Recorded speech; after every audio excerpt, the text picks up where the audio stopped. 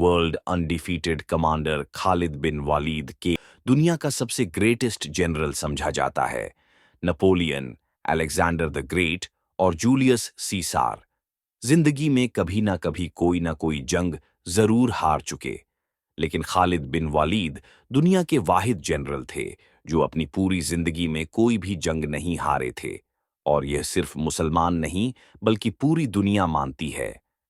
जंग के दौरान खालिद बिन वलीद की स्ट्रैटेजीज और प्लानिंग को आज भी ऑक्सफोर्ड और हार्वर्ड जैसी यूनिवर्सिटीज में पढ़ाया जाता है।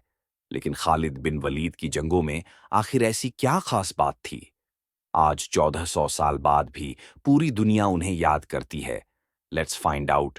मुसलमानों के खलीफा अब्बू बकर के हुक्म पर खालिद बिन वलीद ने द ग्रेट पर्शियन एम्पायर पर हमला कर दिया और सिर्फ 18,000 मुसलमानों के साथ 40,000 की पर्शियन फौज को बहुत आसानी से क्रश कर दिया।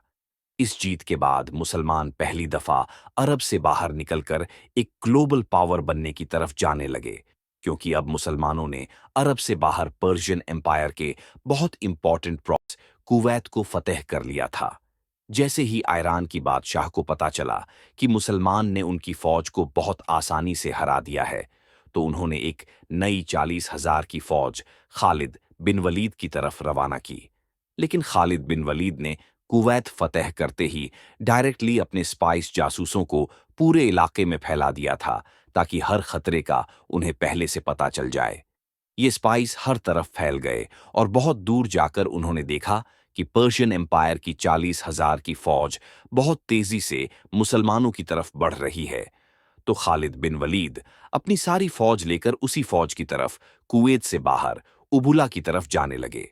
उबुला कुवैत से बाहर एक इलाके में है जिसे आज के जमाने में इराक कहा जाता है।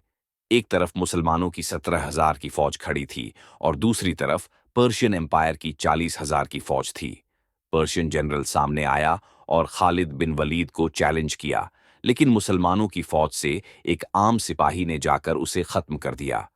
अगेन, एक बार फिर पर्शियन की फौज का जनरल जंग से और बहुत सख्त जंग शुरू हुई, लेकिन पर्शियन फौज बहुत ज्यादा होने की वजह से आहिस्ता आहिस्ता बहुत सारे मुसलमान शहीद होने लग, जिसकी वजह से पहली बार खालिद बिन वलीद ने मजबूरन मुसलमानों को जंग से पीछे हटने का हुक्म दिया और ऐसा लगने लगा कि मुसलमान फाइनली जंग छोड़कर भाग रहे हैं।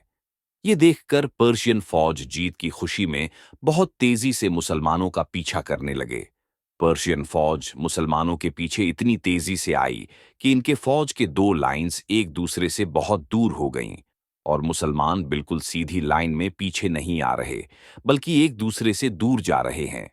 आखिर पर्शियन फौज मुसलमानों का पीछा करते करते एक दूसरे से इतने दूर हो गए कि उनकी आर्मी एक नहीं बल्कि कई छोटे छोटे ग्रुप्स में बंट गई और उनकी फौज के दरमियान दो बड़े गैप बन गए।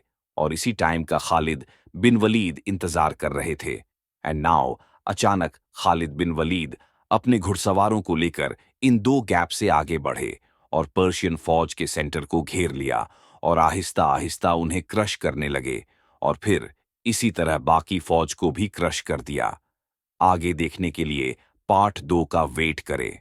Thanks for watching and subscribe फैक्ट्यून।